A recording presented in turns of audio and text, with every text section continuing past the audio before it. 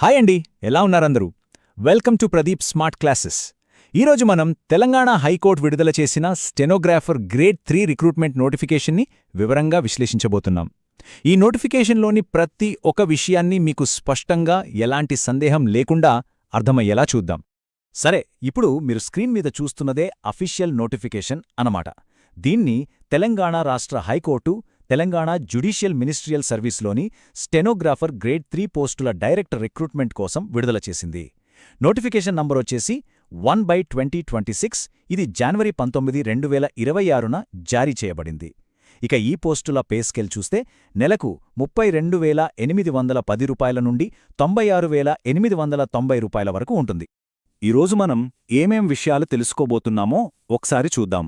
ముందుగా ముఖ్యమైన తేదీలు, ఆ తర్వాత ఖాళీలు మరియు అర్హతలు, వయోపరిమితి, ఎంపిక విధానం, దరఖాస్తు ప్రక్రియ, ఫీజు వివరాలు, ఇంకా చివరిగా కొన్ని ముఖ్యమైన సూచనలను పరిశీలిద్దాం.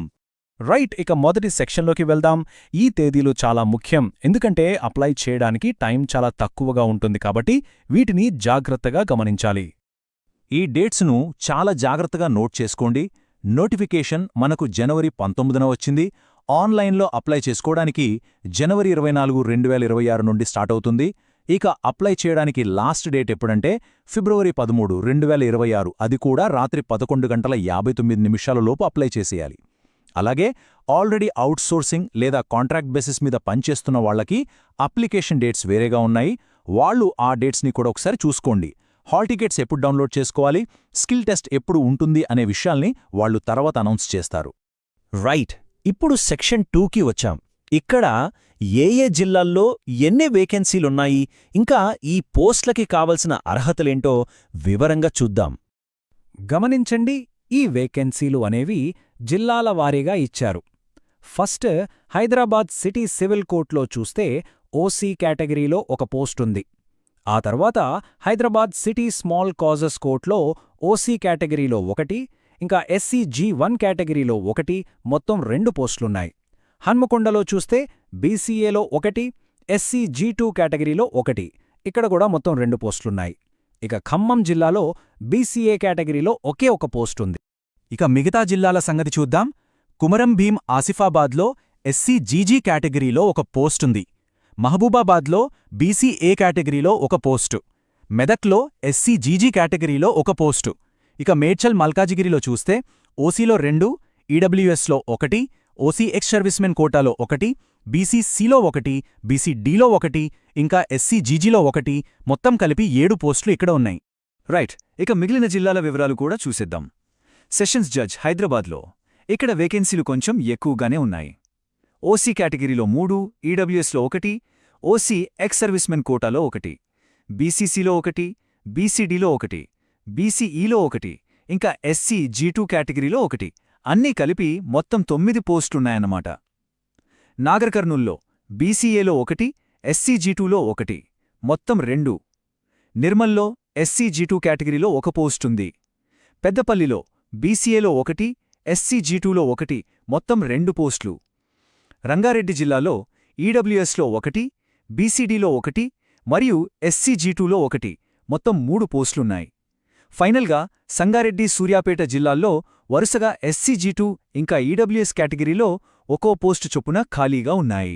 సరే, ఇప్పుడు ఎలిజిబిలిటీ విషయాలు చాలా జాగ్రత్తగా వినండి. ఇవి చాలా ముఖ్యం. First qualification. అభ్యర్థులు ఖచ్చితంగా ఏదైనా గుర్తింపు పొందిన యూనివర్సిటీ నుంచి డిగ్రీ పాస్ అయి ఉండాలి. రెండవది టెక్నికల్ క్వాలిఫికేషన్. ఇంగ్లీష్ టైప్రైటింగ్లో హయ్యర్ గ్రేడ్ పాస్ అవ్వాలి, అంటే నిమిషానికి 45 పదాల స్పీడ్ ఉండాలి. మూడవది ఇంగ్లీష్ షార్ట్ హ్యాండ్. ఇందులో కూడా హయ్యర్ గ్రేడ్ పాస్ అయి ఉండాలి, అంటే నిమిషానికి 120 పదాల స్పీడ్ అన్నమాట. నాలుగో విషయం కంప్యూటర్ ఆపరేషన్ మీద మంచి నాలెడ్జ్ ఉండాలి. ఇక చివరిగా మీరు ఏ జిల్లాకైతే అప్లై చేస్తున్నారో ఆ జిల్లాకు సంబంధించిన భాషపై మంచి పట్టు ఉండాలి. అర్హతల్లో ఎడ్యుకేషన్ తర్వాత మరో ముఖ్యమైనదేంటంటే ఏజ్ లిమిట్. సో ఇప్పుడు దాని డీటెయిల్స్ ఏంటో చూద్దాం.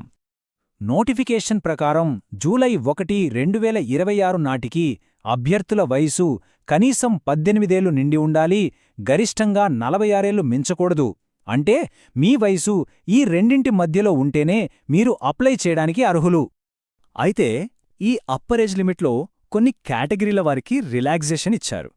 ఎస్, ఎస్సీ, ఎస్టీ, బీసీ ఇంకా ఈడబ్ల్యూఎస్ అభ్యర్థులకు 5 సంవత్సరాల ఏజ్ రిలాక్సేషన్ ఉంటుంది. అదే శారీరక వికలాంగులైన అభ్యర్థులకైతే 10 సంవత్సరాల సడలింపు వర్తిస్తుంది.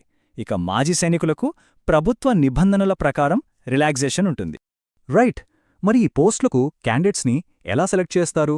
పరీక్షా విధానం ఎలా ఉంటుందో ఇప్పుడు తెలుసుకుందాం. సెలెక్షన్ ప్రాసెస్ మొత్తం స్కిల్ టెస్ట్ మీదే ఆధారపడి ఉంటుంది. ఈ టెస్ట్కి మొత్తం 100 మార్కులు కేటాయించారు. ఇందులో 2 భాగాలుంటాయి. మొదటిది డిక్టేషన్. మీకు నిమిషానికి 120 పదాల వేగంతో 5 నిమిషాల పాటు ఇంగ్లీష్లో డిక్టేషన్ ఇస్తారు. రెండవది, వాళ్ళు డిక్టేట్ చేసిన ప్యాసేజ్ను మీరు 45 నిమిషాల సమయంలో కంప్యూటర్లో టైప్ చేయాలి. దీన్నే ట్రాన్స్క్రిప్షన్ అంటారు. అయితే ఈ స్కిల్ టెస్ట్లో క్వాలిఫై అవ్వాలంటే మినిమం మార్కులు సాధించాల్సి ఉంటుంది. ఓసీ, ఈడబ్ల్యూఎస్ కేటగిరీ వాళ్లు కనీసం 40% మార్కులు తెచ్చుకోవాలి. బీసీ అభ్యర్థులైతే 35% మార్కులు. ఇక ఎస్సీ, ఎస్టీ ఇంకా శారీరక వికలాంగుల అభ్యర్థులు 30% మార్కులు సాధిస్తే సరిపోతుంది. ఈ మార్కులు వస్తేనే వాళ్ళని తదుపరి ప్రక్రియకు పరిగణిస్తారు. ఓకే, ఇప్పుడు ఆన్లైన్లో అప్లికేషన్ ఎలా ఫిల్ చెయ్యాలి, ఫీజు వివరాలేంటో చూద్దాం. అప్లికేషన్ ప్రాసెస్ అనేది 2 భాగాలుగా ఉంటుంది. జాగ్రత్తగా గమనించండి. ముందుగా మీరు హైకోర్టు వెబ్సైట్కి వెళ్ళి పార్ట్ ఏలో 1 టైమ్ ప్రొఫైల్ రిజిస్ట్రేషన్ అంటే ఓటీపీఆర్ను కంప్లీట్ చేయాలి. అప్పుడు మీకొక ఐడి వస్తుంది. ఆ తర్వాత ఆ ఓటీపీఆర్ ఐడిని ఉపయోగించి పార్ట్ బిలో లాగిన్ అయ్యి మీరు ఏ జిల్లాకు అప్లై చేయాలనుకుంటున్నారో సెలెక్ట్ చేసుకుని అప్లికేషన్ ఫామ్ నింపాలి. ఒక ముఖ్యమైన విషయం, అప్లై చేసే ముందే మీ సర్టిఫికెట్లన్నింటినీ స్కాన్ చేసి పీడీఎఫ్ ఫార్మాట్లో రెడీగా పెట్టుకోండి. అప్లోడ్ చేయాల్సుంటుంది. ఇక పరీక్ష ఫీజు విషయానికి వస్తే ఓసీ, బీసీ కేటగిరీల అభ్యర్థులు 600 రూపాయలు చెల్లించాలి. అదే ఎస్సీ, ఎస్టీ, ఈడబ్ల్యూఎస్, మాజీ సైనికులు ఇంకా దివ్యాంగుల కేటగిరీల అభ్యర్థులైతే 400 రూపాయలు చెల్లిస్తే సరిపోతుంది. గుర్తుంచుకోండి, ఈ ఫీజుని కేవలం ఆన్లైన్ మోడ్లోనే పే చేయాలి. ఒక్కసారి కట్టిన ఫీజు మళ్ళీ వెనక్కి ఇవ్వరు. అంటే ఇది నాన్ రీఫండబుల్. రైట్, ఇక మనం చివరి సెక్షన్కి వచ్చేసాం. ఇక్కడ నోటిఫికేషన్లో చెప్పిన కొన్ని చాలా ముఖ్యమైన ఇన్స్ట్రక్షన్స్ ఇంకా ఈ రిక్రూట్మెంట్కి సంబంధించిన సమ్మరీని చూద్దాం. ఇక్కడ ఒక ముఖ్యమైన కండిషన్ ఉంది. అదేంటంటే ఈ పోస్టుకు సెలెక్ట్ అయిన అభ్యర్థులు జాబ్లో జాయిన్ అయ్యేటప్పుడు 10,000 రూపాయల సెక్యూరిటీ డిపాజిట్ కట్టాల్సుంటుంది. ఈ పాయింట్ని గుర్తుపెట్టుకోండి. ఇప్పుడు కొన్ని జనరల్ ఇన్స్ట్రక్షన్స్ చూద్దాం. మీకు పరీక్షా కేంద్రాన్ని కేటాయించే పూర్తి అధికారం హైకోర్టుకు ఉంటుంది. మీకు మెరిట్ మార్కులు వచ్చినా సరే ఉద్యోగం వస్తుందని గ్యారంటీ లేదు. అన్ని రూల్స్ ప్రకారం కరెక్ట్గా ఉంటేనే ఫైనల్ సెలక్షన్ ఉంటుంది. అప్లికేషన్లో ఏమాత్రం తప్పుడు సమాచారం ఇచ్చినా మీ ఎంపికను రద్దు చేయడమే కాకుండా మీమీద చట్టపరమైన చర్యలు కూడా తీసుకునే అవకాశం ఉంది. సో చాలా జాగ్రత్తగా ఉండండి. ఇక సెలక్షన్ ప్రాసెస్ను ప్రభావితం చేయడానికి ఎలాంటి ప్రయత్నాలు చెయ్యకూడదు. సో ఓవరాల్గా చెప్పాలంటే ఇది స్టెనోగ్రాఫర్ గ్రేడ్ 3 పోస్టుల భర్తీ కోసం ఒక డైరెక్ట్ రిక్రూట్మెంట్.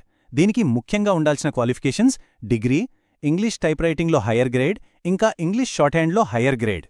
మీరందరూ ఖచ్చితంగా గుర్తుపెట్టుకోవాల్సిన విషయమేంటంటే అప్లై చేయడానికి లాస్ట్ డేట్ ఫిబ్రవరి 13, 2026. చివరి నిమిషం వరకు వేచి ఉండకుండా వీలైనంత త్వరగా అప్లికేషన్ ప్రాసెస్ని కంప్లీట్ చేయండి. ఓకే అండి, మీకు ఈ వీడియో నచ్చింది అని అనుకుంటున్నాను. ఈ వీడియో మీకు ఉపయోగపడితే ప్రదీప్ స్మార్ట్ క్లాసెస్ ఛానల్ను సబ్స్క్రైబ్ చేయండి. పక్కనే ఉన్న బెల్ ఐకాన్ను నొక్కండి, లైక్ చేయండి, మీ ఫ్రెండ్స్ అండ్ ఫ్యామిలీ మెంబర్స్తో షేర్ చేయండి. ధన్యవాదాలు. Thank you.